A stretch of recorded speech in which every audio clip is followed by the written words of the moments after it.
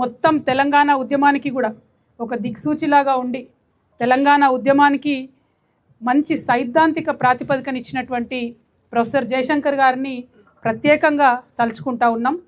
వారిని గత 12 సంవత్సరాలుగా మనము హైదరాబాదులో విగ్రహం పెట్టి గౌరవించుకోలేకపోయినాం. మనము తెలంగాణ జాగృతి సంస్థగా 4 జిల్లాల్లో జయశంకర్ సార్ విగ్రహాలు పెట్టుకుంటూ వారిని గుర్తు చేసుకుంటూ వారి పుట్టినరోజు నాడే తెలంగాణ జాగృతి యొక్క ఆవిర్భావ దినోత్సవంగా చేసుకుంటూ వారి స్మృతులను ఈ తెలంగాణ ప్రజలు ఎన్నటికీ కూడా మర్చిపోకుండా మన సంస్థ కాపాడుకుంటూ వచ్చింది. అందుకనే తెలంగాణ జాగృతి నుండి ప్రభుత్వానికి మేము ఒక విజ్ఞప్తి చేసినాము.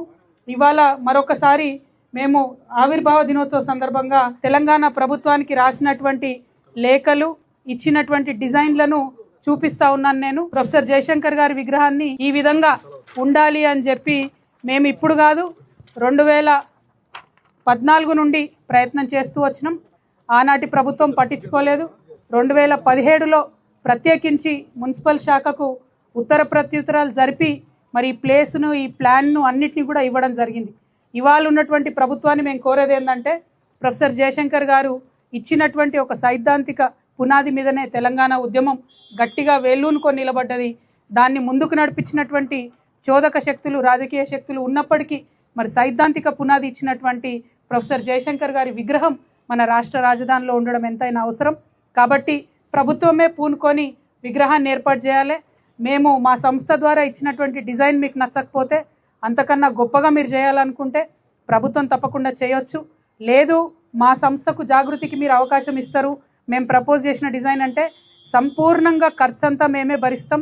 ఆ తర్వాత ఎక్కడైతే విగ్రహం పెడతారో దాని చుట్టూ కూడా మెయింటెనెన్స్ ఏదైతే ఉంటుందో జీవితకాలం పాటు తెలంగాణ జాగృతియే భరిస్తుందని కూడా ఈ సందర్భంగా ప్రభుత్వానికి మేము విజ్ఞప్తి చేస్తూ ఉన్నాం.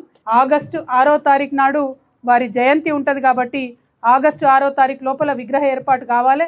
అంటే ఇమీడియట్గా మరి మాకు దీనికి పర్మిషన్ ఇవ్వండి, లేదంటే ప్రభుత్వం నుంచి అన్న పెట్టడానికి చొరవ తీసుకోమని చెప్పి నేను ప్రభుత్వాన్ని డిమాండ్ చేస్తూ ఉన్నాను. మరి మున్సిపల్ శాఖ మంత్రి గారు ముఖ్యమంత్రి గారు ఉన్నారు కాబట్టి నిన్ననే మా ప్రతినిధులు వెళ్ళి మున్సిపల్ శాఖకు ఈ లేఖ ఇచ్చి రావడం కూడా జరిగింది.